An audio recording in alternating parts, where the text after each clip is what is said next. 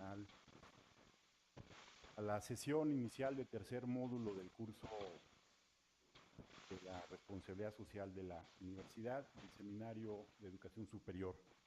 A los colegas de, están aquí en nuestra sede, bienvenidas, buenas tardes, bienvenidos. Y a nuestros colegas que nos siguen a distancia, Universidad Autónoma de Yucatán, el Instituto Politécnico Nacional, la Escuela de Santo Tomás, la Universidad Autónoma, la Benemérita Universidad Autónoma de Puebla, nuestros colegas en Colombia, la FES Aragón. Buenas tardes.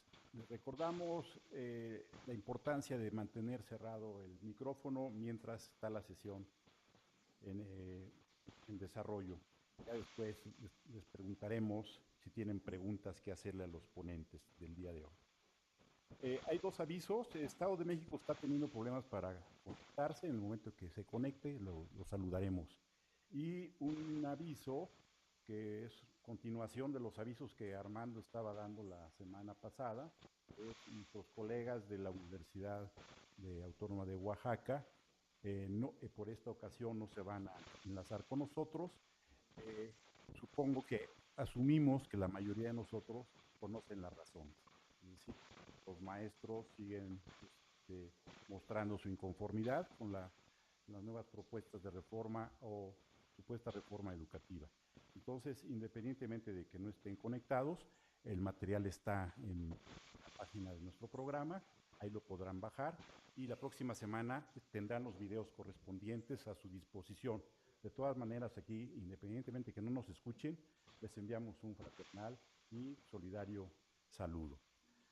Bien, entonces el día de hoy nuestro módulo es sobre derechos humanos, la universidad y los derechos humanos. De entrada, la pregunta que nos haríamos es, ¿por qué tocar este tema? Para no extendernos mucho en la sesión de hoy, que vamos un poco atrasados, les recomiendo la lectura de la introducción al tercer módulo en nuestra página.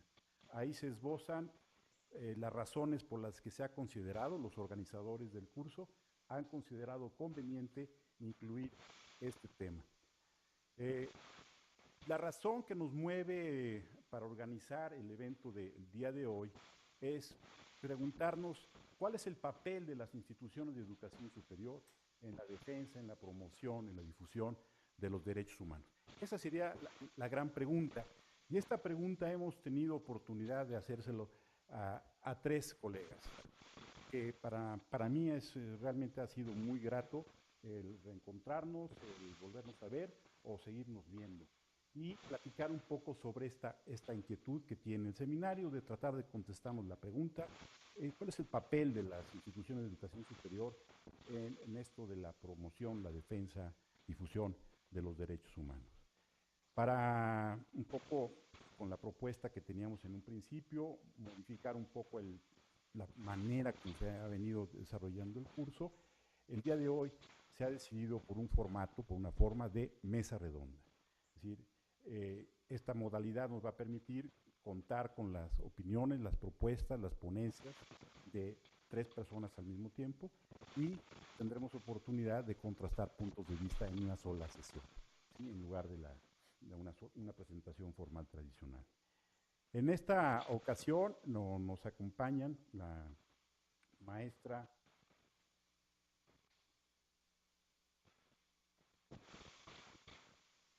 Conozco desde la prepa. No, Laura Salinas. Ahorita que hagamos la presentación, le haremos un comentario sobre su currículum, que básicamente el currículum, todas las presentaciones del día de hoy, el currículum de los ponentes, están en la página. Entonces, no voy a leer el currículum de Laura, además me mandó una versión breve, entonces digo, Laura, qué breve es tu currículum. Entonces nos llevaría parte de la sesión hablar del trabajo de Laura. En la actualidad ella es coordinadora de la unidad o coordinación de género en la Procuraduría Social de Atención a Víctimas del Delito. Además, también nos da muchísimo gusto que nos acompañe la doctora Gloria Ramírez. Ella en la actualidad es la titular de la Cátedra Universitaria de Derechos Humanos que tiene con la UNESCO. También le pedí un currículum, me mandó un currículum abreviado y realmente es impresionante el trabajo que estas dos mujeres de aquí han hecho en relación a los derechos humanos. Insisto, en la página está la referencia a su currículum, echen una ojeada, se lo recomiendo, porque incluso se aprenden todas las cosas que se han hecho en nuestro país en relación a los derechos humanos. Y finalmente, pero no al último, el maestro Luis Vaquero, en la actualidad él es el director ejecutivo de la Dirección Ejecutiva de Capacitación Electoral y Educación Cívica del IFE. También hay una semblanza en la página y es larga la historia del maestro Vaquero en el trabajo de los derechos humanos. Tuve oportunidad también de hacerlo hace un tiempo en precisamente la Comisión de Derechos Humanos del Distrito Federal. Y el día de hoy nos ha surgido la duda respecto a por qué educación cívica, él es especialista en el IFE, en educación cívica, con derechos humanos y con la universidad. He tenido oportunidad de ver los trabajos que se hacen en el IFE en relación con esto y creo que es importante que se den a conocer, que los universitarios conozcamos esa vertiente. Entonces, dada esta presentación así como muy general, creo que podríamos empezar con la mesa redonda. Lo hemos planteado así. Empieza a la maestra Laura Salinas, sigue el maestro Vaquero y cerramos con la presentación de la doctora Ramírez. Después de cada presentación veremos si hay oportunidad de hacer una pequeña intervención, un comentario, y si no, nos vamos hasta el final de las 3 presentaciones, haremos un breve resumen de las presentaciones y nos vamos al descanso y al final las preguntas para los 3. Ese sería más o menos el modelo, ¿sí? Bien, insisto, evitemos aquí la lectura del currículum de la maestra Salinas.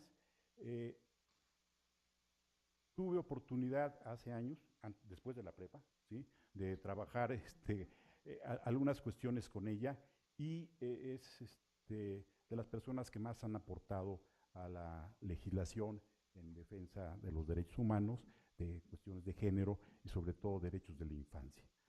Insisto, vean el currículum y pues sin más, maestra. Muchísimas gracias por invitarme, Jorge, y sobre todo en esta mesa con 2 colegas muy estimados y más sabios que yo. Y te perdono que no te hayas acordado de mi nombre. Han transcurrido casi 40 años desde que oí por primera vez el concepto de enseñanza crítica del derecho, cuando estudiaba un posgrado en Francia como becaria del Estado mexicano. Fue una revelación. Se trataba de la naciente perspectiva de derechos humanos, una nueva y social forma de analizar y aplicar las leyes. Lo aprendido en la carrera adquirió entonces un sentido ni siquiera imaginado antes, cuando mis maestros, muchos de ellos juristas valiosos, me habían transmitido sus conocimientos a partir de una postura doctrinaria que alejaba las normas al interpretarlas y aplicarlas de su razón de ser, el bien común. Ellos me habían enseñado mucho y les sigo agradecida, pero algo faltaba, algo que no acababa de explicarse, y acompañaba a mi trabajo profesional un cierto sinsentido cuya causa no lograba identificar. La nueva perspectiva me cambió la vida. De regreso a México ya tenía un rumbo y tuve la fortuna de ingresar al Departamento de Derecho de la UAM, institución hermana del Movimiento de Enseñanza Crítica del Derecho en Estrasburgo, y en donde nos empeñábamos en formar abogados con vocación igualitaria. ¿Por qué y cómo abogados con vocación igualitaria? ¿Por qué? Porque el fin primordial del Estado moderno y desde luego del derecho que lo rige es la consecución de una sociedad en donde las personas vivan con relativa igualdad. Por tanto, quien es jurista, litigante, juez, quien de alguna manera interpreta y aplica el derecho, tiene que asumir con claridad esa vocación. ¿Cómo? Orientando la enseñanza del derecho, de todas las ramas del derecho, conforme a la perspectiva de derechos humanos. Han pasado casi 40 años y puedo decir que nuestro empeño ha tenido magros frutos. En el campo de acción de los profesionistas del derecho imperan, es doloroso decirlo, la injusticia y la desigualdad. Quizás se han agravado. Quien, por ejemplo, es víctima de un delito, pocas veces ve sancionado a su victimario. Las personas más vulnerables, mujeres, menores de edad, indígenas o quienes son muy pobres, no disfrutan del derecho a obtener justicia o acceder a la justicia, como también se dice. En los espacios de procuración e impartición de dicha justicia, poco se sabe de cómo igualar a estas personas ante la ley, de cómo empoderarlas, de cómo sacarlas de su situación de desventaja para que efectivamente se les repare el daño, se les proteja de nuevas agresiones o se sancione a su agresor. O se obliga al deudor de alimentos a pagarlos, al padre a registrar a sus hijos nacidos fuera de matrimonio, etc. Siempre por poner algunos ejemplos. Y me parece que la responsabilidad que en ello hemos tenido en las escuelas de derecho consiste en que no hemos logrado recrear nuestros planes y programas de estudio para que estén orientados por la teoría de los derechos humanos. De esta manera nos hemos quedado rezagados frente a una sociedad en la que durante esos mismos 4 decenios la idea de los derechos humanos, una idea que por lo demás, hay que decirlo, no es nada nueva, fue tomando más cuerpo, adquiriendo mayor sentido en las conciencias de cada vez más personas. Esa óptica a la que es urgente que atienda la enseñanza del derecho, la teoría de los derechos humanos, ha permitido actualizar, desde el último tercio del siglo XX, el pensamiento igualitario que sirvió de base para la construcción de los nuevos estados a fines del siglo XVIII. Y lo más valioso de esta actualización ha sido el desarrollo de argumentos y propuestas para combatir el vicio de origen de esos estados, la falta de vigencia del principio de igualdad para muchos grupos sociales. Argumentos y propuestas orientados a hacer posible que el ejercicio de todos los derechos humanos esté al alcance de todas las personas, gracias a que se contrarresten factores de discriminación muy diversos, como por ejemplo, insisto en ejemplos que son de mi especialidad, los que impiden a muchas mujeres ejercer el derecho a vivir en paz o a la mayoría de los habitantes de los pueblos no desarrollados a ejercer su derecho al desarrollo. Se trata de una teoría construida por quienes en distintas trincheras se fueron oponiendo al abuso de poder en sus diversas manifestaciones, a partir de la afirmación de que cada persona tiene derechos inherentes a la dignidad con la que nace, y acompañada de otras como la perspectiva de género o la teoría de protección integral de derechos de la infancia, ha sido particularmente fértil en cuanto a la ruptura del discurso positivista que con todo su enorme valor en la edificación científica moderna, tuvo el defecto de alejar al investigador de la sociedad y desvinculó al aplicador del derecho, llámese juez, administrador público, prestador de servicios, del que debe ser su objetivo central, lograr de la manera más precisa posible que los derechos humanos sean disfrutados por todas las personas en todos sus espacios vitales. La teoría de los derechos humanos nos permite entonces reconocer cuándo la intervención del Estado y sus agentes debe encaminarse a lograr la igualdad real de un grupo de personas que no la está disfrutando y cómo debe hacerlo, qué acciones debe emprender para lograrla y cómo ha de orientarlas, necesaria e inevitablemente, a potenciar las capacidades de esas personas, a empoderar a quienes se sitúan en una desventaja que les impide ejercer sus derechos mediante mecanismos que los igualen con los demás. Este empoderamiento debe ser el fin último de las acciones de gobierno dirigidas a resolver problemas sociales violatorios de derechos humanos, si se quiere que sean políticas realmente igualitarias, es decir, que subsanen los desequilibrios. Constituye una perspectiva teórica, esta de los derechos humanos, que tiene como valiosa herramienta a la que Mauricio Bouchot llama hermenéutica analógica icónica, mediante la cual, al interpretar el texto jurídico, se lo reintegra a su contexto vivo, se lo lleva a cobrar, al menos en partes, le estoy citando Bouchot, el sentido inicial que tuvo por medio de la recuperación, parcial también, de la intencionalidad o supuesta intencionalidad del autor. Es una forma de interpretar que, dice Bouchot, nos hace sentir la obligación de colocarnos en el límite de fusión donde se juntan el bien individual y el bien común, para comprometernos con la construcción de la sociedad que nos lleva a encerrarnos, que no nos lleva, a encerrarnos en la Torre de Marfil, sino a preguntarnos por ese bien que puede derramarse sobre los muchos, distribuirse entre los demás, que escapa al interés de uno mismo. Termina la cita. Ello implica que al interpretar y aplicar el derecho debemos atender a los fenómenos sociales que constituyen lo que llamamos sus fuentes reales, aquellos que hicieron necesaria la elaboración de la norma jurídica en cuestión y a los que el legislador, para que su actuar fuera legítimo, debió pretender dar una respuesta conforme con el principio de igualdad. Esto es lo que los juristas llaman el criterio sociológico de la hermenéutica jurídica.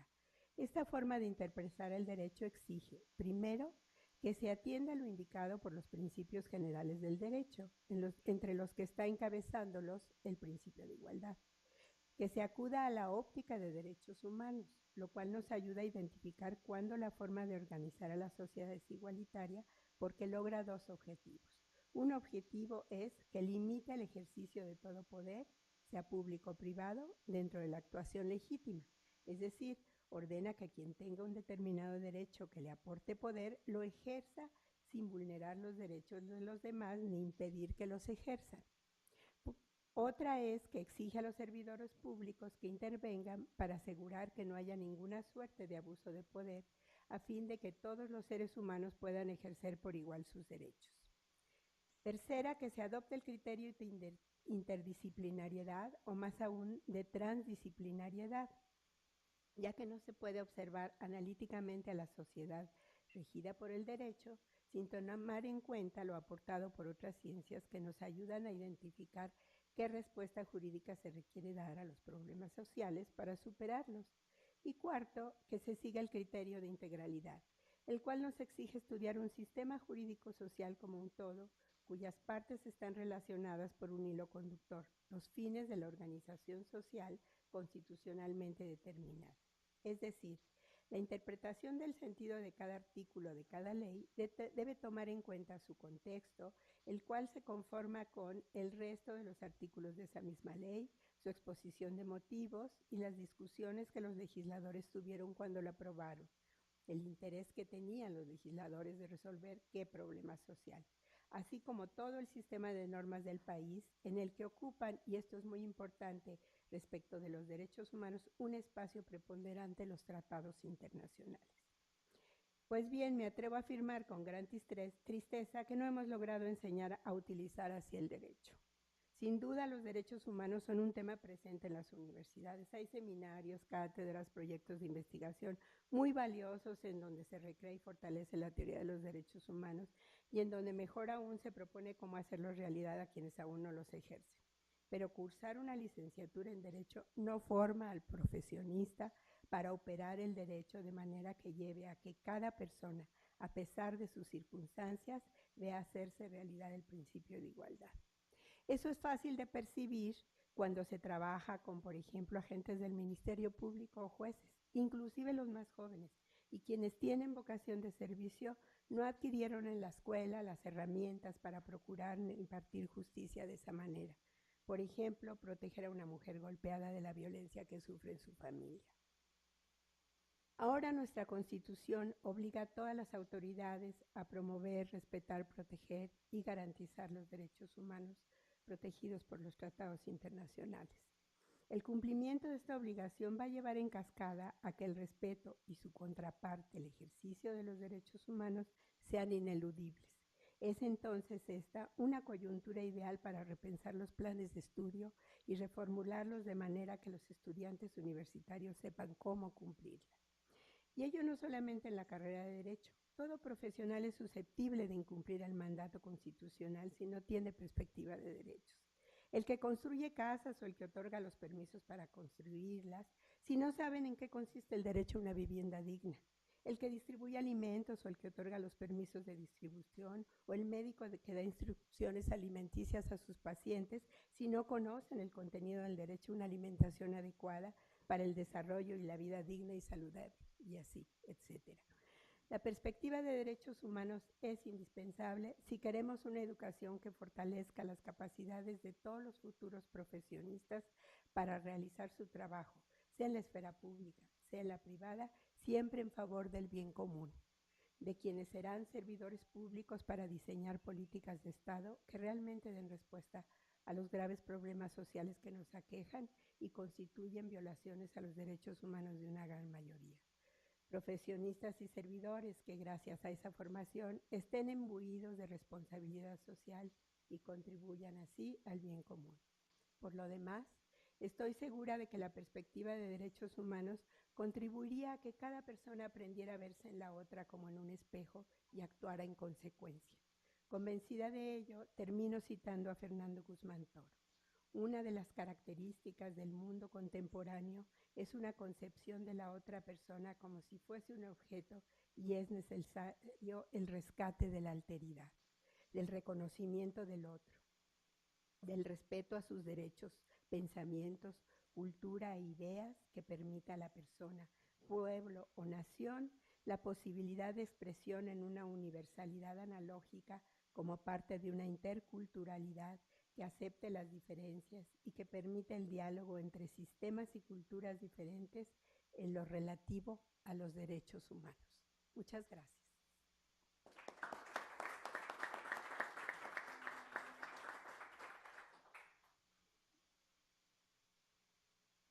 Dos cuestiones.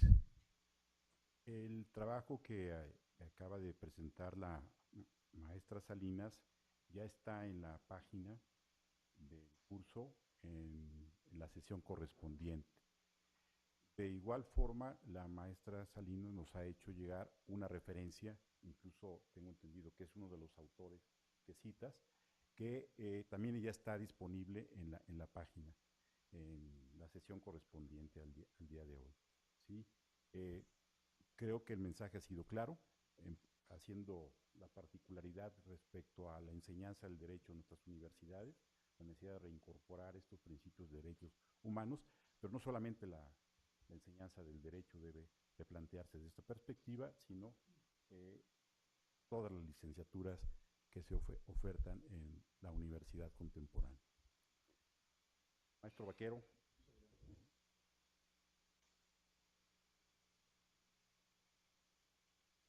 Ustedes. Pues como ya dijo Jorge, yo no vengo de una universidad, ni tampoco voy a hablar de lo que no hago en una universidad. Voy a platicar con ustedes de lo que hemos trabajado en materia de educación cívica en el Instituto Federal Electoral, en donde sí tenemos muchas alianzas con muchas universidades, porque creemos que son instituciones fundamentales para el desarrollo de estos temas. Pero antes de empezar, quisiera también saludar a mis compañeras del panel, de la mesa redonda, por supuesto a la maestra Laura, que también hemos estado en otros foros dialogando y platicando sobre estos temas. También yo quisiera hacer un reconocimiento de su trabajo de todos estos años en pro de los derechos humanos. Y por supuesto a Gloria Ramírez, que pues ahora la doctora Gloria Ramírez, pues me la encuentro después de muchos años. Primero fui su alumno en un curso muy importante que ha dado la Universidad Nacional Autónoma de México junto con la Academia Mexicana de Derechos Humanos, que también ella es una gran activista y protagonista del trabajo que tiene que ver con la promoción de los derechos humanos. Así que quiero decirles que, aunque Jorge no quiera leer el currículum de Gloria, a mí me parece que es muy importante que ustedes sepan que para la universidad y para el movimiento de sociedad civil, Gloria es un referente muy importante porque no solamente ha abordado el tema académicamente, sino también de manera activa a partir de la Academia Mexicana de Derechos Humanos, con quien trabajé, tuve el honor de trabajar un tiempo.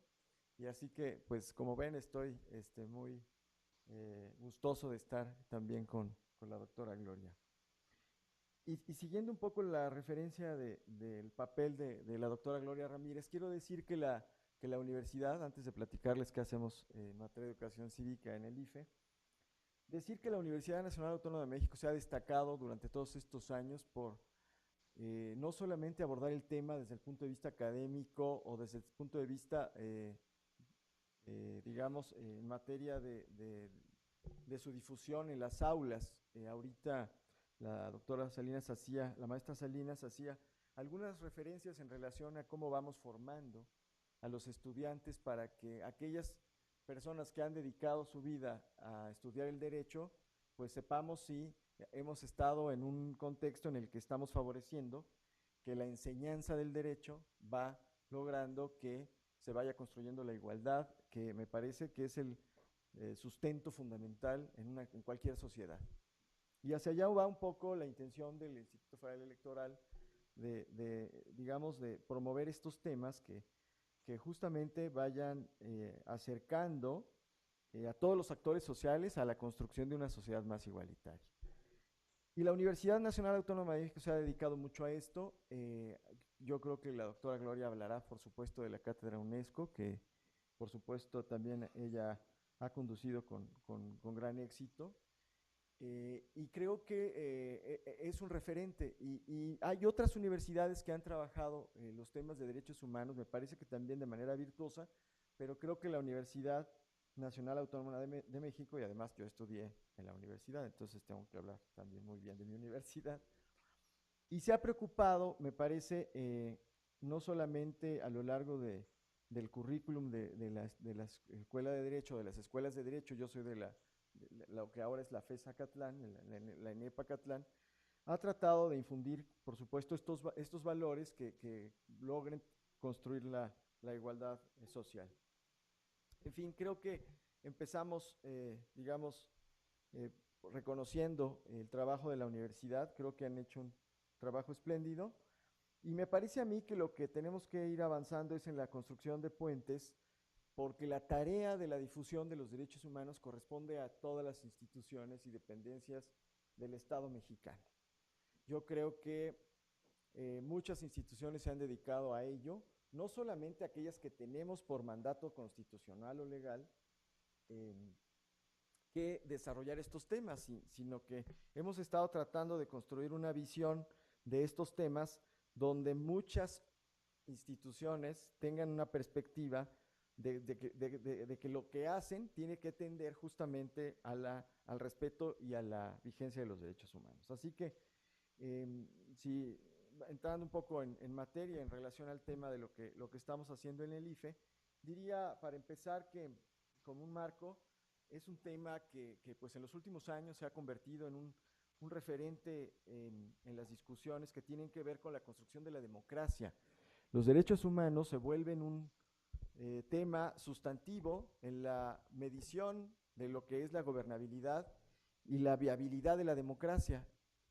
Yo creo que la democracia, más allá de los conceptos clásicos, burgueses, en estos tiempos que vivimos, se nos convierte en un concepto en el que tenemos que llenarlo de contenido, y el contenido fundamental para entender una democracia sustantiva e integral tiene que ver con el contenido de los derechos humanos. Y los derechos humanos no desde el punto de vista solo formativo, solo informativo, sino formativo. Nosotros creemos desde el Instituto Federal Electoral que venimos también, digamos, como de una herencia, trabajando el tema de los derechos humanos. Varios de los que estamos ahora en el IFE estuvimos trabajando a lo largo de los 8 años del maestro Álvarez y Casa en la Comisión de Derechos Humanos. Tenemos la convicción de que es el verdadero contenido de la democracia. Así que lo que hemos estado viendo en los últimos años es que el tema se ha difundido de manera muy importante, y en los últimos 35 años pues, se han generado no solamente organismos internacionales, instrumentos internacionales, sino sistemas continentales justamente para preservar el respeto de los derechos humanos. Ustedes saben que estamos inmersos en el Sistema Interamericano de Derechos Humanos, que es justamente este andamiaje que lo que hace es que a través de distintos organismos internacionales se regulen lo referente a los derechos humanos respecto de las obligaciones de los estados del respeto de estos. Encontramos también el sistema de Naciones Unidas y el sistema europeo, en fin, hemos avanzado mucho en la construcción de estos sistemas y se han desarrollado muchas leyes, muchas convenciones, muchos instrumentos jurídicos y además muchas instituciones para velar en los derechos humanos. Así que, digamos, hay un boom de hace 35 años del tema, pero más allá de eso, lo que creo que es importante es que cada estado, cada país vaya revisando justamente cómo tiene que velar por la vigencia de los derechos humanos. Y creo que ha sido muy importante el tema de los sistemas porque entonces los estados ya no se regulan solos. En esta, digamos, también idea que hemos escuchado mucho en los últimos años de la globalización positiva tendría que ver justamente con contar con organismos internacionales que obliguen a los estados a velar por los derechos humanos de las personas. Y entonces creo que eso le ha dado mucho impulso a que realmente el Estado tenga la obligación de dar vigencia a los derechos humanos de las y los ciudadanos de los que están inmersos en su territorio.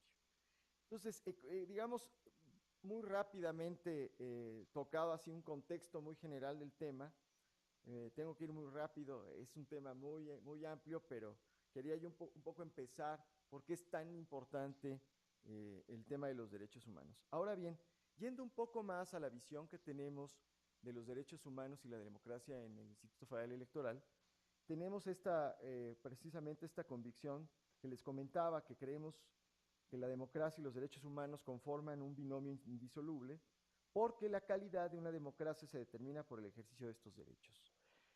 Tenemos la convicción de que en la medida en que los derechos son respetados, pero también por el Estado, pero también no son ejercidos por la ciudadanía, creo que tenemos una democracia con mayor calidad. Y entonces todos los enfoques que tenemos en los modelos educativos del Instituto Federal Electoral tratan de tener como base esta visión conceptual. No podemos concebir una democracia sólida si no hay un respeto por los derechos humanos.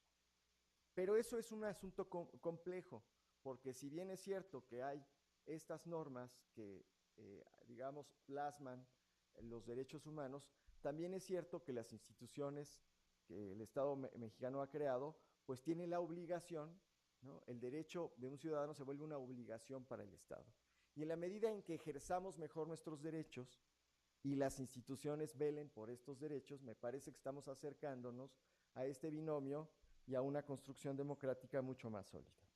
Ese es el enfoque que tenemos ahora en el Instituto Federal Electoral y entonces estamos trabajando con un concepto que seguramente ustedes ya habrán leído, que es el concepto de ciudadanía que el PNUD ha estado manejando a lo largo pues, de sus investigaciones, de sus debates y también de sus informes cuando hacen estos informes de la calidad democrática en América Latina. Y tiene que ver con eso. La medición de la democracia de los estados tiene que ver con este respeto y esta vigencia de los derechos humanos. Y ahí entramos entonces nosotros con el tema de la educación cívica. Para el IFE es muy importante en nuestros modelos educativos actuales crear competencias cívicas en la ciudadanía. Si bien es cierto, como ya dije, que es obligación de todos construir esta democracia, conociendo los derechos y velando por ellos, también es cierto que en México tenemos, me parece a mí, después de hacer muchos diagnósticos en relación al tema de la cultura política en este país, tenemos un déficit en la ciudadanía justamente no solamente del conocimiento de sus derechos, sino también, y más importante, del ejercicio de sus derechos. Y a lo que nos estamos abocando en el Instituto Federal Electoral tiene que ver con eso, con crear esas competencias cívicas, primero informando a la ciudadanía los derechos a los que son justamente, tienen a su alcance, pues, ¿no? Donde la norma, pues, vela porque haya una vigencia en los derechos, no solamente políticos, y que creo que es un aporte en los últimos años del instituto, No solamente velamos, si vengo del IFE, seguro preguntarán que estamos abocados al tema de los derechos políticos, ¿no? El enfoque que tenemos ahora en el Instituto Federal Electoral lo que trata es justamente de crear una conciencia y una competencia cívica de los derechos en su más amplio espectro. Así que, digamos, la materia prima con la que tenemos que trabajar nuestros modelos educativos tiene que ver justamente con el conocimiento nuestro, con el diagnóstico nuestro, de que la ciudadanía desconoce sus derechos y por lo tanto no los puede ejercer frente a las autoridades o frente a las instituciones del Estado. Y estamos muy, digamos, abocados en esta etapa del instituto a crear estas competencias cívicas. Creemos entonces en una democracia, una ciudadanía democrática, y aquí ya entonces empezamos a generar proyectos y modelos educativos que tengan los dos componentes, ciudadanía y derechos humanos.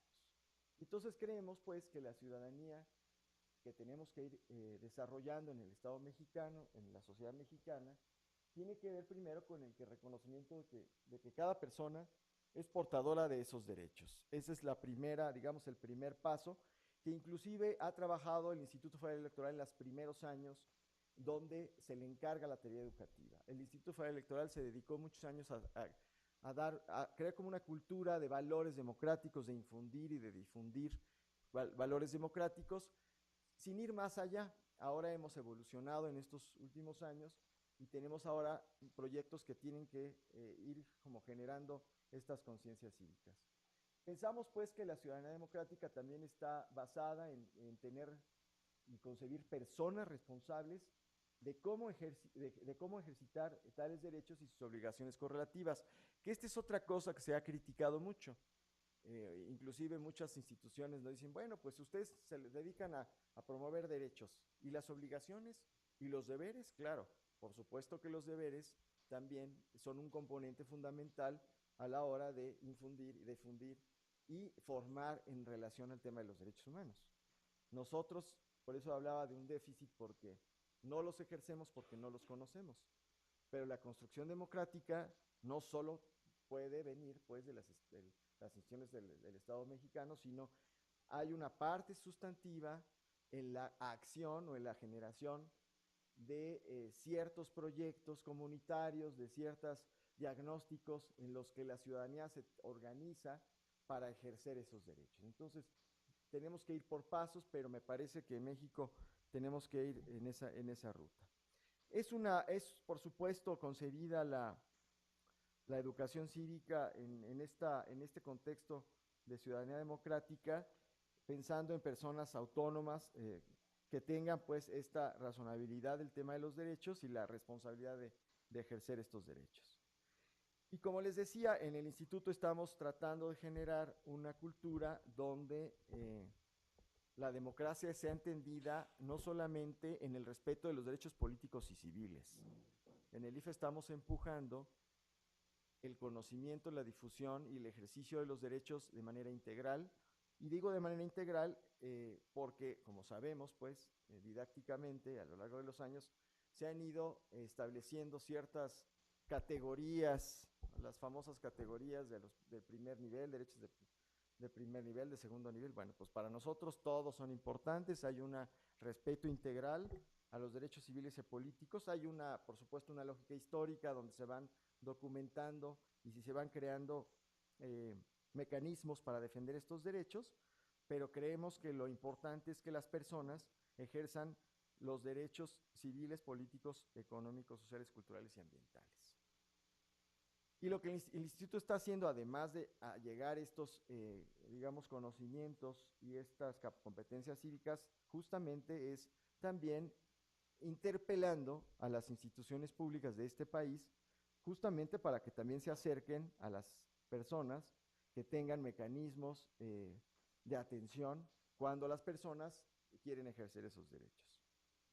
Así pues que concebimos una educación en derechos humanos, muy por supuesto en esta línea de educación cívica. Podrá haber otras visiones, otras perspectivas. En la actualidad tenemos esta visión educación cívica de crear ciudadanos responsables que ejercen sus derechos.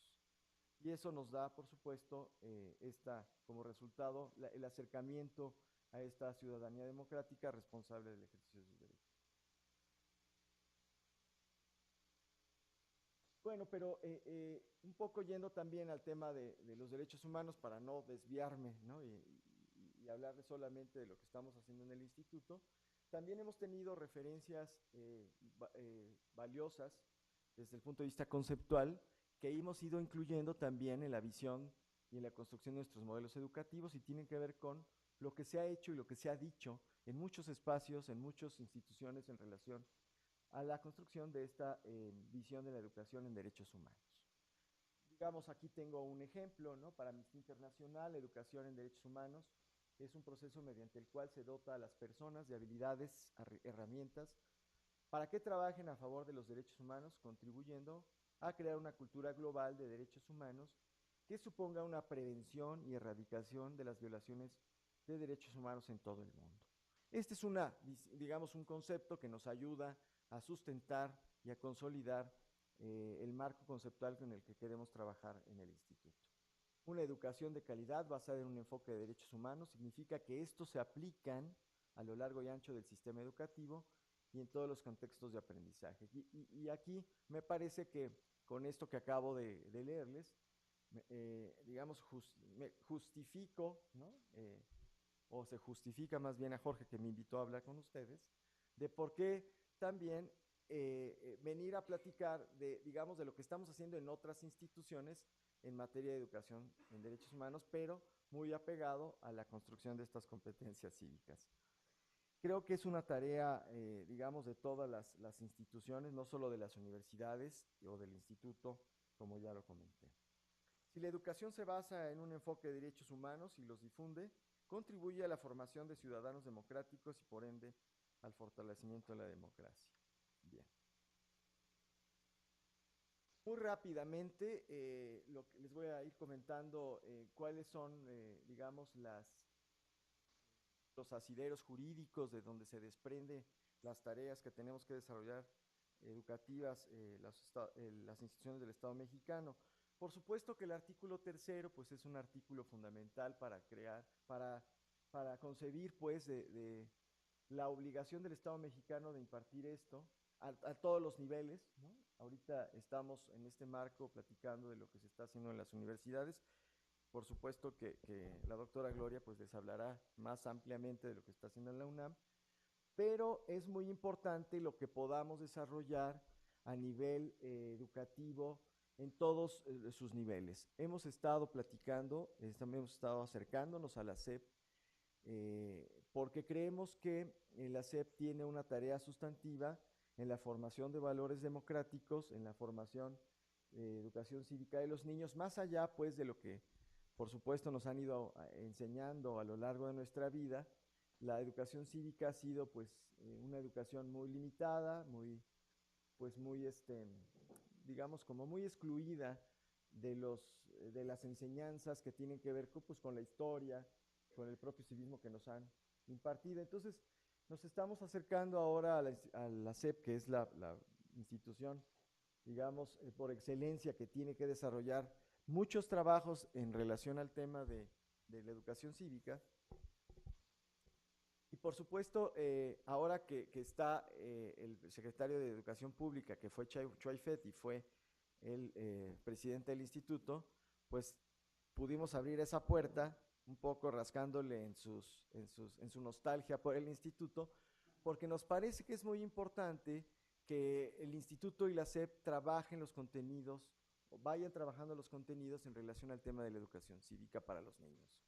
Siempre ha habido una relación entre el IFE y la SEP, pero ahora lo que ha venido sucediendo es que nos mandan sus libros, sus contenidos en materia de educación cívica, y lo que ha pasado es que pues, nos dan 2 días para contestar con observaciones, y entonces cuando las mandamos y vemos los libros, pues nunca nos hicieron caso. Ahora planteamos con los consejeros electorales y un servidor, planteamos la necesidad real de que la SEP y el IFE se sienten juntos a desarrollar los contenidos, porque lo que les decía yo, nos parece sustantivo que estas enseñanzas, estas competencias vayan desarrollándose desde la parte básica de la educación y, por supuesto, en los siguientes niveles educativos. Entonces, hay una tarea en el artículo 3 para la SEP, pero no queremos trabajar desvinculados porque nosotros tenemos que desarrollar por constitución también en el artículo 41 el trabajo de la educación cívica. Entonces, si nos vamos cada quien por nuestro lado, pues estas cosas nunca van a avanzar y entonces vamos a estar trabajando nosotros con población adulta y la SEP va a trabajar con los niños, pero no teniendo pues una visión que podamos compartir en relación a la construcción de valores democráticos y de una cultura democrática mucho más participativa. Entonces estamos trabajando muy ampliamente y muy de la mano con la SEP. Ahorita, por supuesto, sabemos que hay un contexto político que nos ha frenado el convenio que nos ayude a llevar esto a su culminación, pero esperemos que pues, pronto se resuelvan estos problemas que estamos viviendo en el sector educativo. Ya más, digamos, directamente platicando del papel del IFE en materia de educación cívica, les comentaba yo, en el artículo 41 se encarga al instituto la tarea de la educación cívica a lo largo y ancho del país. Es una tarea de una magnitud impresionante porque tenemos que trabajar 300 personas que trabajamos en el IFE a nivel nacional el tema de educación cívica. Claro, nada más para que tengan un contexto, el IFE tiene 14,000 trabajadores y trabajadoras, como 2,500 son del servicio profesional y las demás son personas del ramo administrativo.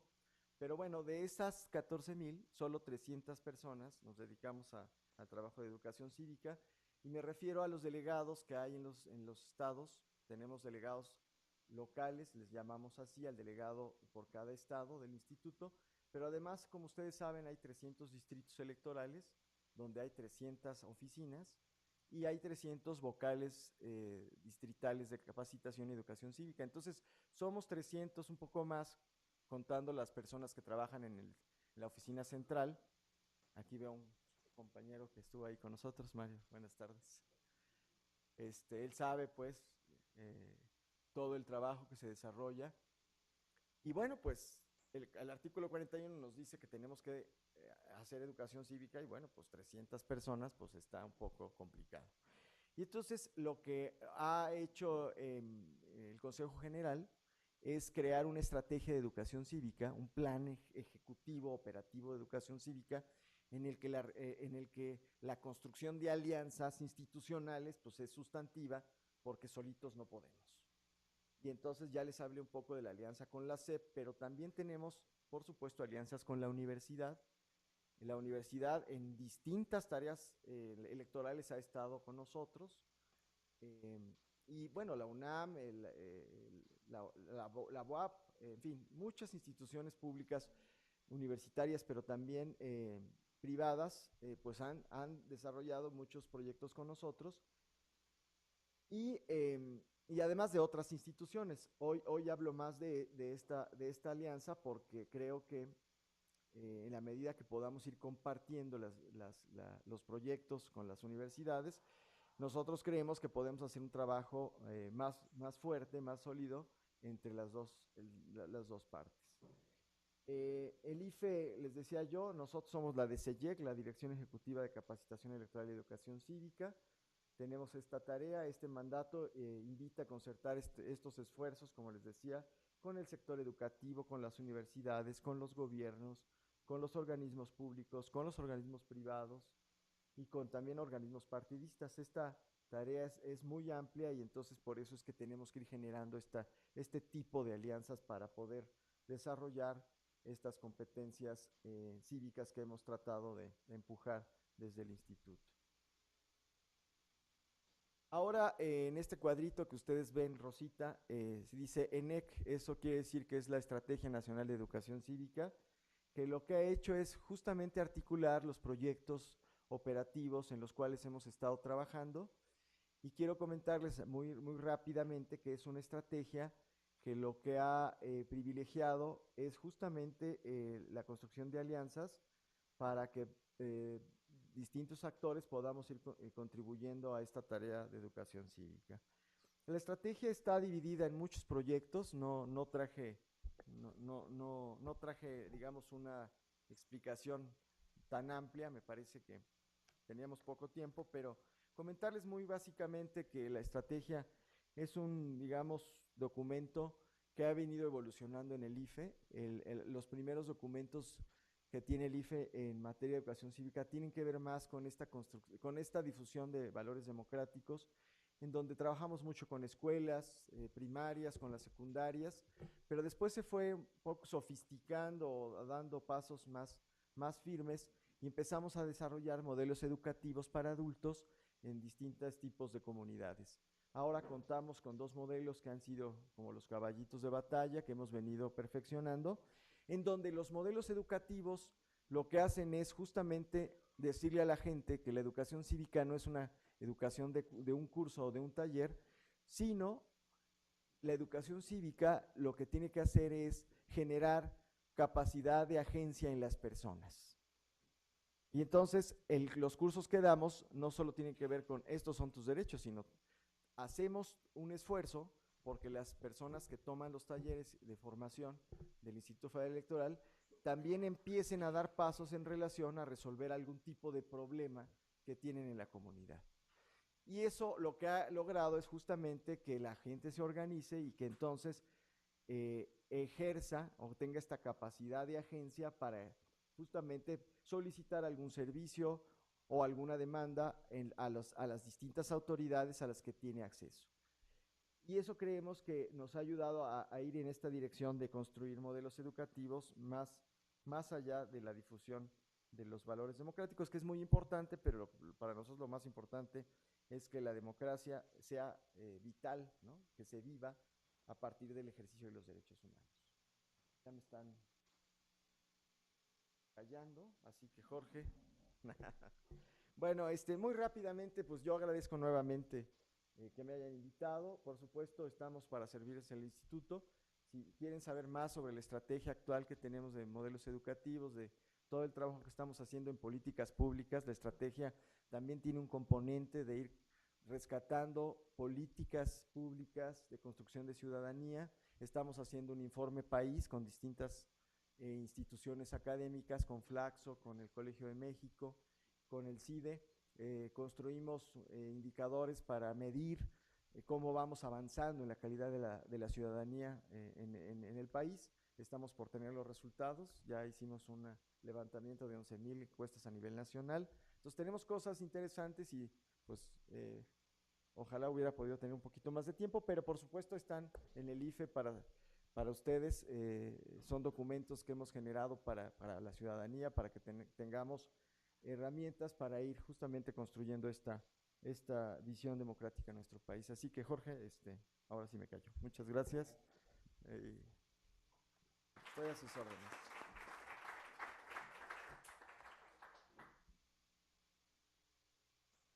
También, maestro Vaquero, en la página del curso, en la sesión del día de hoy, está disponible la ENEC. Ah, ok. Okay. La ENEC es Estrategia Nacional de Educación Cívica. Incluso están señaladas las páginas que en particular tienen que ver con, creo que es el 4, vertiente educativa de la ENEC en términos de la es el programa número 4. Número 4, y ahí vienen cosas interesantes. No sé si pudiéramos así como remarcar, el IFE es algo más que elecciones. Así es. Tiene un componente muy importante que tiene que ver con la educación cívica en este país y que por mandato constitucional también le corresponde al IFE encargarse de esto. Tienen modelos de educación cívica que tengo la impresión, incluso por lo que planteaba, que muchos de ellos no los conocemos en nuestra universidad y que a lo mejor valdría la pena tener estas alianzas virtuosas, como pudiéramos sacar o obtener ventaja de esto que ustedes ya han avanzado en esas cuestiones, claro. Hablando de un déficit, si es que me desmiente, en términos de un déficit que tenemos nosotros en la universidad, en términos de formación, que es incluso una obligación de la formación universitaria, la formación cívica, y además ahora en derechos humanos, como me decía otra vez la maestra. ¿Sí? Entonces, creo que podemos aprovechar mucho esta experiencia. Regresaremos después sobre esta cuestión. Ahora. Bien, pues muchas gracias. Yo realmente es un gran gusto y sobre todo pues muy contenta de compartir con compañeros y amigos de varias batallas estos caminos de ir abriendo brecha, construyendo, avanzando, a veces retrocediendo, que realmente pues les agradezco a los dos, tanto a Laura como a Luis Javier, sus palabras, y con un gusto. Con Laura somos miembros de la Academia Mexicana de Derechos Humanos, que ya va a cumplir 30 años. Y bueno, ¿qué se puede decir, verdad? También con Luis Javier trabajamos mucho desde la comisión, y bueno, nos seguimos encontrando en estos caminos. Y yo desde luego coincido con lo que dicen, y me encanta que nos sigamos encontrando y se siguen abriendo estas brechas y caminos. Y en relación con el tema, pues yo tenía algunos problemas. Todavía hace rato mi problema fue que todavía estuve haciendo correcciones y al último ya no supe si las había guardado, pero felizmente pude recuperarlas. Mi problema es decir, ¿cómo puedo compartir lo que ha sido un trabajo pues de muchos años? Un trabajo desde hace años. Yo inicié el trabajo en los años 80, de educación, incluso lo inicié desde mis estudios en Francia, y llegando a México tuve la oportunidad en los 90 de colaborar con Rodolfo Steinhagen en la Academia Mexicana de Derechos Humanos y entrar a la UNAM. Soy profesora de tiempo completo y en esta instancia constituimos la Cátedra UNESCO de Derechos Humanos de la UNAM. En esos espacios, desde luego, el tema que convocaron, que es un tema muy amplio, puede ser de todo el diplomado, de todo el curso, perdón, de todo el seminario, pues nos convoca muchas preguntas. Y en estos caminos, desde luego, a mí creo que son momentos de sumar y de compartir. Y en ese ámbito que deseo hacerlo con ustedes, porque nos encontramos en múltiples retos. Hay un texto que les van a pasar, que no se los había pasado, se los paso el día de hoy, que se llama Concepto, lo voy a dividir en 3 partes. Uno es compartir una pequeña introducción, lo que yo llamo un texto que es académico, en el ámbito de concepto, fundamentación de los derechos humanos, un debate necesario. Después les voy a pasar el por qué considero que es importante la formación en derechos humanos, por qué, para qué y qué es. Y desde luego una tercera parte que quiero compartir, pues de varias batallas y algunos logros. Eso es importante. Será la edad, ¿verdad? Pero durante mucho tiempo no teníamos logros y teníamos más bien grandes decepciones. Fuimos abriendo caminos, habría logros, pero a veces este país pues nos lleva, creemos que avanzamos y nos lleva a la lona, ¿no? De repente. Entonces, ya quizás después, si da tiempo, pues alguna reflexión importante, el grande reto a que nos encontramos, ¿no? Quiero decir que en mi vida de educadora, porque es lo que me considero una educadora en la materia, estudié desde en diversos campos, tipos y modalidades de la educación, y creo que una de las batallas precisamente ha sido esa aportación, ¿no? Cómo se construye, por qué se educa, para qué se educa, y dónde nos encontramos hoy en este campo, ¿no? Y en este campo, bueno, en relación a la universidad, la defensa de los derechos humanos nunca ha estado ausente del quehacer universitario ni de sus miembros, ¿no? De hecho, aquí en México se va a llevar a cabo en el Instituto de Investigaciones Jurídicas, que antes se llamaba Instituto de Educación Comparada, creo, un trabajo muy importante de una reflexión después de 1948 sobre lo que se va a construir como una gran declaración universal de derechos humanos, que va a ser lo que va a marcarnos en la segunda mitad del siglo pasado, un movimiento que va a crecer y que nos hace ser testigos privilegiados de la construcción de los derechos humanos. Y no porque no se hayan inventado antes, y aquí hay todo un trabajo de historia que lo podemos desarrollar durante mucho tiempo. Les pregunté a ustedes cuándo creen que se originaron, qué son, y cada una daría un objetivo, sobre todo porque nunca se los enseñaron. Quizás a los y las más jóvenes ya en sus escuelas tuvieron esta materia, que por cierto hoy es un conocimiento que debe ser obligatorio. Quiero quizás dar como anécdota, porque estaba acá Luis Javier, que yo en el año 2006 terminé una investigación que inicié en la llamada transición democrática. Y precisamente en aquel momento me preguntaba, vivimos cambios notables en todos los campos de la vida pública y cotidiano. La alternancia que llega con el fin de siglo coincide con una nueva era, ¿sí? Con una supuesta llamada transición. Dice, ¿y cómo estamos preparados para enfrentar estos retos? ¿Cómo poner al día nuestros archivos? ¿Cómo afrontar los nuevos retos de la llamada democracia? ¿Dónde están las estrategias actualizadas como educadores? ¿Cómo preparar una propuesta que permita consolidar una formación ciudadana, cívica, de educación en derechos humanos? Me preguntaba qué era. ¿Cómo y dónde se forman los ciudadanos del siglo XXI? ¿Y quién los forma? Y en ese campo hice un análisis de cómo se forma la democracia, porque desde mi punto de vista, formar en derechos humanos es formar para la democracia. Lo dijo Bobbio en los años 60, la articulación que existe entre democracia, derechos humanos y paz. Y hasta 1993, en la tercera Conferencia Mundial de Derechos Humanos, se retoma la articulación derechos humanos, democracia, no se retomó paz, se tomó desarrollo. Esto fue en el campo de Naciones Unidas. Porque la paz siempre ha causado, y hoy no se reconoce todavía como un derecho humano. Y la paz se ha manoseado, se ha llevado, y por la paz se han hecho guerras, ¿no? También por los derechos humanos, hay que reconocerlo. Entonces es importante definir y saber qué es este concepto, pero también entender que es complejo, ¿sí? A más de 60 años transcurridos desde el 10 de diciembre del 48, que estoy leyendo todavía la PowerPoint, no, que la declaración se aprueba, pues han transcurrido muchas cosas. Muchas cosas han pasado, es más, desde esta época en que nosotros nos preguntamos qué hacer y que le hicimos el análisis y estudiamos cómo forma la Secretaría de Educación Pública, el sistema educativo, cómo forma y cómo construye o ayuda a formar la sociedad civil, si es que ella forma, la llamada sociedad civil, como las instituciones autónomas como el Instituto Federal Electoral, que era el único que planificaba una acción de formación democrática, que era el único en aquel entonces que tenía la obligación de formar para la democracia constitucionalmente, no la SEP.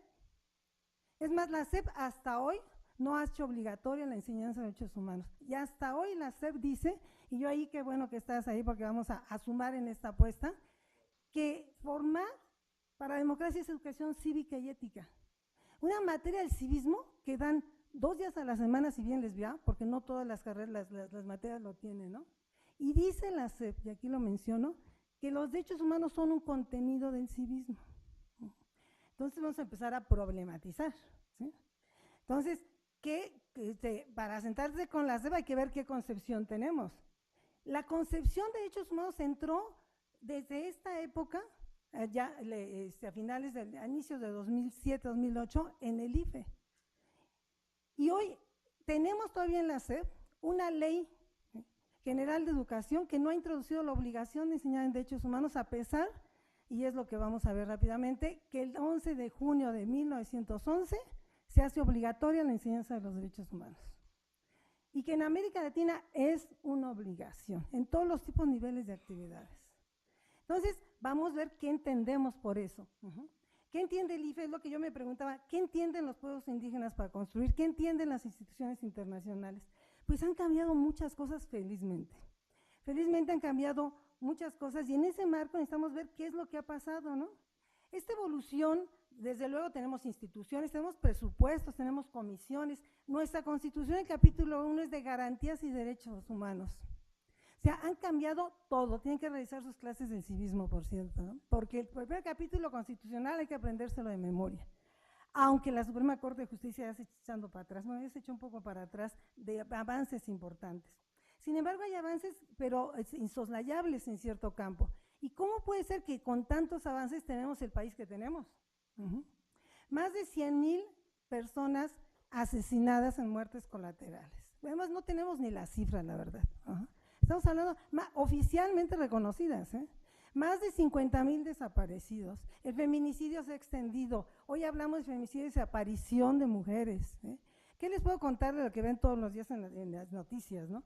Bueno, en este marco, la preocupación académica por considerar los derechos humanos como objeto de estudio, de investigación y de docencia, podemos decir que es incipiente al final del siglo pasado y se empieza a desarrollar en los últimos 5 años de manera importante en las universidades y en nuestra universidad. ¿Quién puede negar que la UNAM no ha luchado por los derechos humanos? No fue el 68 una búsqueda y una lucha por los derechos humanos y por el derecho a la educación que articulaba muchos derechos humanos por un proyecto de nación diferente. Es un poco qué lectura podemos dar nosotros a las cosas, ¿no? En ese sentido, la universidad, ante el saber de los derechos humanos, tiene la responsabilidad y el desafío de ofrecer nuevos enfoques, discurrir sobre su campo teórico, conceptual, epistemológico, analizar la manera integral del currículum y proponer modalidades y metodologías de su promoción, de su enseñanza. Este desafío no se limita solamente a la aproximación de dicho saber, sino comprende el cómo se construye histórica, social, políticamente. Ante un proliferado uso y abuso de este concepto, es importante distinguir la relevancia de su reconocimiento, de su historia. Tenemos nosotros una historia, el derecho a la memoria histórica no lo tenemos garantizado.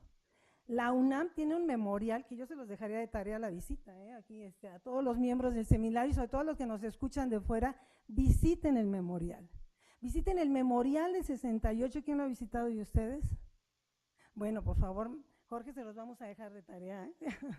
Además no sé si te agradecí, espero no haberlo olvidado, esta invitación que me dio mucho gusto, pero que me parece importantísima. Visitar el memorial es un acto académico fundamental. Memorial de 68 es el único espacio recuperado con una nueva visión de la recuperación histórica. Ese espacio que fue la construcción del empoderamiento de, como decía Hannah Arendt, tenemos derecho a tener derechos, ¿no? En este marco, bueno, yo hago toda una relación de cómo hay abusos y cómo tenemos diversos discursos sobre derechos humanos, ¿no? Y diversas propuestas, porque los derechos humanos es como el amor en la cocina. Se tiene que entender, se tiene que sentir, se tiene que vivir, pero se tiene que comprobar.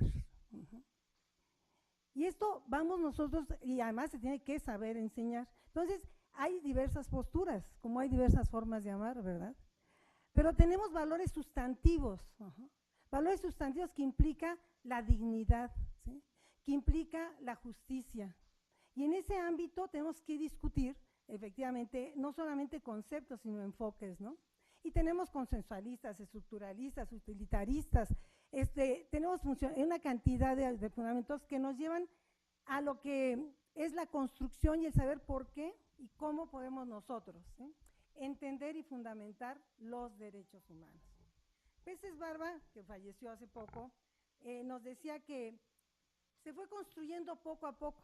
La persona, decía, reclamará su libertad religiosa, intelectual, política y económica al paso progresivo de una sociedad biocéntrica y estamental, una sociedad antropocéntrica e individualista. Fíjense que las mujeres creíamos que teníamos derechos humanos pues desde la creación de la humanidad, y hasta 1993 nos dimos cuenta, apenas hace 20 años, que se habían construido desde una mirada androcéntrica, que no tenía perspectiva de género, y creíamos que teníamos derechos, y creíamos que teníamos el derecho a la igualdad, y la ley de igualdad apenas se aprobó en 2006. Vean ustedes cómo tenemos que revisar nuestra historia, ¿no? Tenemos más que aprender, tenemos que aprender a desaprender. En este marco, bueno, yo les dejo un documento con varias posturas, con una serie de interrogantes de tipo académico, y con una pregunta al final que dice: el saber de los derechos humanos está abriéndose espacios en las instituciones de educación superior, no en forma parcelaria, sino cada vez más integral.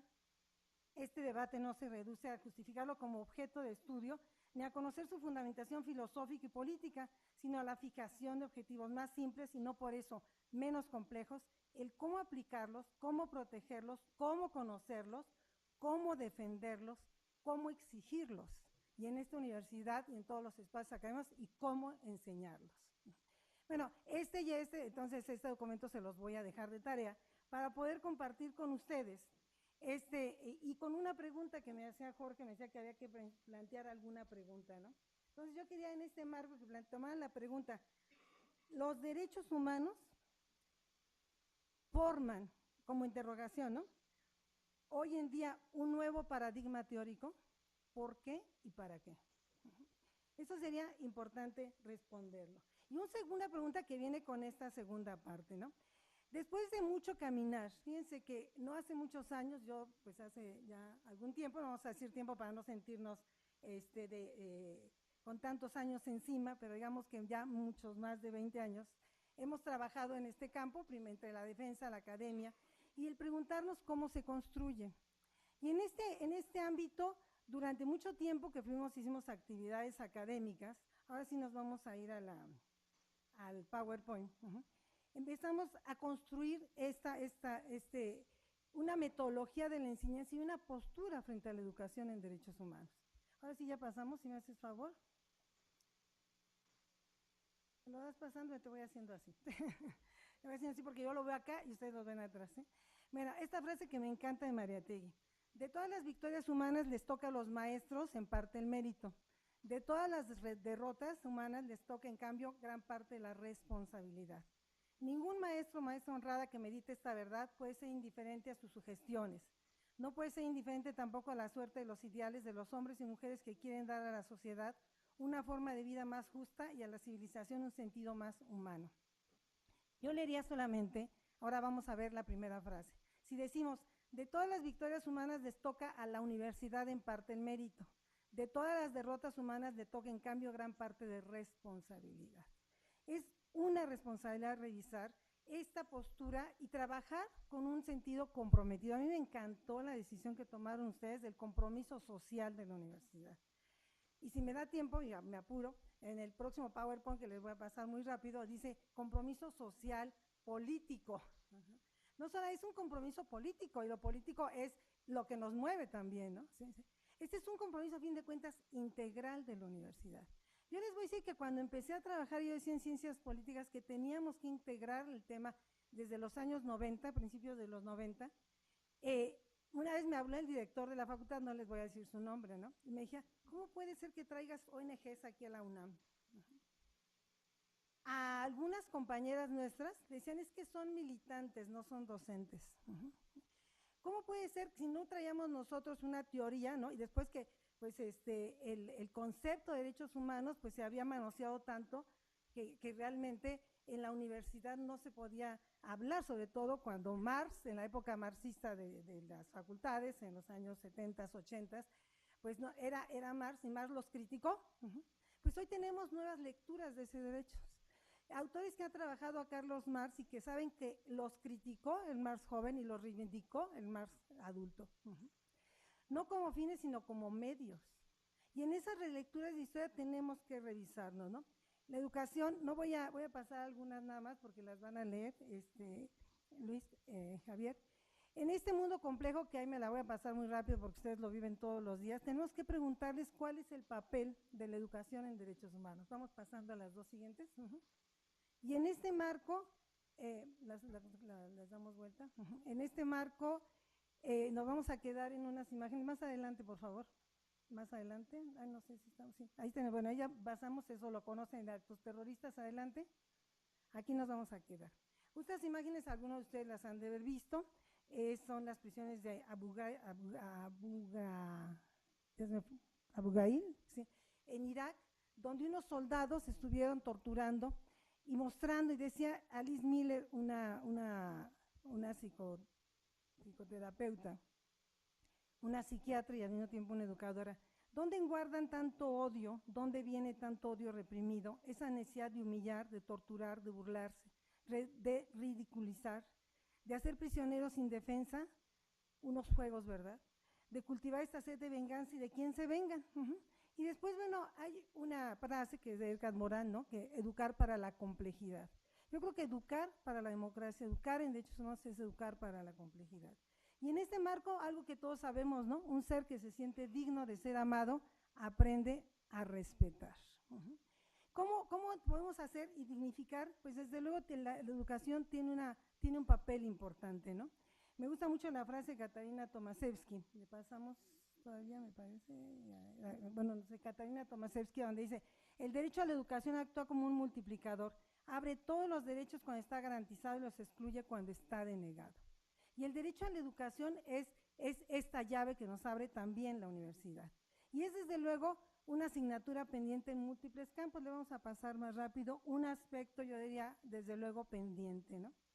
En este marco vamos a ver nosotros cómo la palabra derechos humanos ha ido junto con la palabra resistir. Resistir ha sido construir, pero también hay que aprender a ver otros discursos, ¿no? Estamos caminando, porque ya pasaron 5 minutos, voy a manejarlos. Y es en este marco de construcción, donde vamos a ir viendo nosotros aparecer actores que muchas veces no visibilizamos. No sé si ya pasó, porque no sigue así. A la anterior, si me haces favor.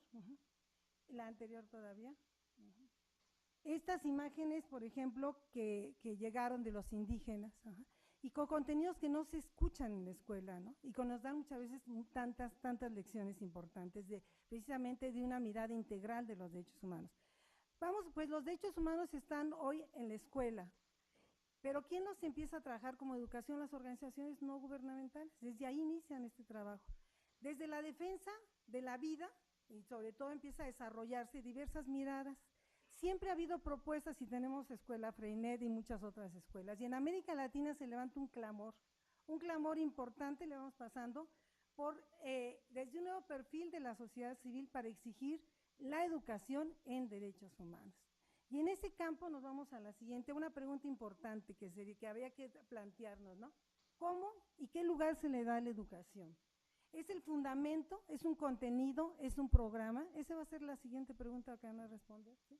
Y en este marco, vamos a ver que durante mucho tiempo fue en el ámbito informal, le pasamos por favor, en el ámbito informal donde se aprendió, porque son aquellos que vivieron violaciones quien crea organizaciones civiles, aquellos que vivieron violaciones quien van a utilizar los mecanismos internacionales, a poner denuncias en los mecanismos internacionales, a utilizar los mecanismos. Aquellos que lo vivieron son los primeros educadores, pero ya ha entrado a la escuela, y vamos pasándole más rápido ya, a la universidad, donde tenemos el desafío de educar en derechos humanos, de investigar, de promover, de defender y de incidir también, y eso quiero terminar, ¿no? Y tenemos muchos actores. Tenemos el ombudsman, que tiene también responsabilidades en la materia. Tenemos también la televisión, que esa contraeduca más que educa, ¿verdad? Y yo diría que en esta búsqueda, me gusta mucho este pensamiento de Semmelman, que dice, la construcción utópica se manifiesta en un campo social de acciones cada vez más complejo y desafiante, y también en la ampliación de la capacidad, precisamente de estos actores y sujetos que tenemos que empoderar para reactuar sobre nuestras circunstancias. ¿Cómo podemos reactuar sobre nuestras circunstancias? Pues precisamente formándonos, ¿no? Y para terminar, en estos minutos que me queda, tomaría nada más 3, ¿se puede? Le voy a pedir si pone el otro, nada más les voy a enseñar rápidamente el otro PowerPoint, algunos ejemplos de acciones que se pueden hacer. No les voy a hablar de la reforma constitucional porque no hay tiempo, pero les diría que los derechos humanos hoy están inscritos en nuestra Constitución, que es una obligación y que tenemos un artículo primero constitucional que dice: todas las autoridades en el ámbito de sus competencias tienen la obligación de promover, respetar, proteger y garantizar los derechos humanos de conformidad con los principios de universalidad, interdependencia, indivisibilidad y progresividad. En consecuencia, el Estado deberá prevenir, investigar, sancionar, reparar las violaciones a los derechos humanos. Si nos formamos alumnos que van a estar al frente como autoridades, los maestros somos autoridades, tenemos que formarlos en derechos humanos. Hoy en ciencias políticas la materia se da en todas las carreras, en varias facultades se imparte esta materia. No basta impartirla, sino hay que hacer investigación. Y en este campo vamos pasando, nada más pasar rápidas, después se las voy a dejar, para decirles que en este ámbito nosotros hemos trabajado en el aula con propuestas metodológicas. Venlos pasando hasta que te digas. Con propuestas metodológicas donde dice tarea pendiente ahí. Hemos pasado, hoy la Constitución obliga a retomar el derecho internacional. Pues esta tarea pendiente, si realmente la Constitución la tomaran en serio a partir de junio, que fue esta reforma, le pasamos siguiente, México ha recibido, adelante, México ha recibido 378 recomendaciones internacionales en materia educativa. Nada más para empezar a cumplir. Si esta reforma es en serio, habría que empezar a atender esto, ¿verdad? ¿Sí? no solamente ya sabemos por el tercero, habría que integrar en la currícula, pero también obligarnos a responder a esto. Pues en este campo decidimos no solamente seguir trabajando metodologías y haciendo cursos, sino hacer una propuesta pública. Y empezamos a trabajar como propuesta pública desde el 2006. Primero sacamos un plan nacional de educación en derechos humanos, que está mal llamado incluso porque debería llamarse programa, pero después de mucho insistir y por pura necedad, logramos en el sexenio pasado hacer un programa nacional de educación en derechos humanos, que es este de 17 páginas, que participó la Secretaría de Educación Pública, participaron todas las dependencias y logramos firmar un convenio de colaboración. Y hoy estamos pues en un gran reto que realmente vamos pasándole rápido hasta llegar casi hasta el final. Y en este marco lo presentamos ante la UNESCO, hicimos un trabajo considerable, pero ya como política pública, porque no se trata de llaneros solitarios ni de experiencias puntuales. No se trata de ver si tomamos como sería el Montessori o el Freinet, es una obligación de Estado. Es una obligación de Estado. Aquí no si me gusta, si no me gusta. Y esta es la apuesta, nos vamos hasta el final, hasta donde dice propuesta de programa especial de cultura de paz. Para no abusar del tiempo de mis colegas, quiero decirles que la apuesta hoy es la siguiente. Peña Nieto habla de un país en su programa nacional de desarrollo, ¿sí?, de un México en paz. ¿Sí? No sé qué significa para él México en paz, pero la paz y la cultura de paz va camino paralelo a la educación de derechos humanos y a la educación de la democracia. Si la educación de derechos humanos y la democracia no es el fundamento, no son dos vías paralelas, sino es uno solo. La apuesta ahora es trabajar ahí en política pública, exigiendo que hoy cumpla con sus obligaciones constitucionales. No es si quiere, como podríamos saber si acepta, ¿no? Ya tenemos un marco constitucional, que en ese marco no tenemos tantas ventajas como en otros que sí se hicieron ahorita unos criterios bastante cuestionables. Pero tenemos en este ámbito educativo una reforma que nos hace obligatorio educar en derechos humanos y proponemos una propuesta de programa especial de cultura de paz y educación en derechos humanos. Y yo invitaría al IFE a revisar profundamente su propuesta educativa y a sumar espacios en la construcción de un programa conjunto, un programa nacional. Este programa fue aprobado por las instancias correspondientes desde la Segoba hasta Presidencia y tenemos esa gran apuesta. Como maestros tenemos que ver que es una obligación y si queremos que nuestros alumnos estén a la altura de los retos, tenemos que enseñarles hoy no solamente el derecho nacional, los mecanismos nacionales, no solamente empoderarlos con estas miradas críticas de construcciones autónomas, sino darles las herramientas. Y hoy nos lo dice la Constitución, tenemos mecanismos internacionales obligatorios para aplicarlos y yo pienso que tenemos en ese pues muchos desafíos.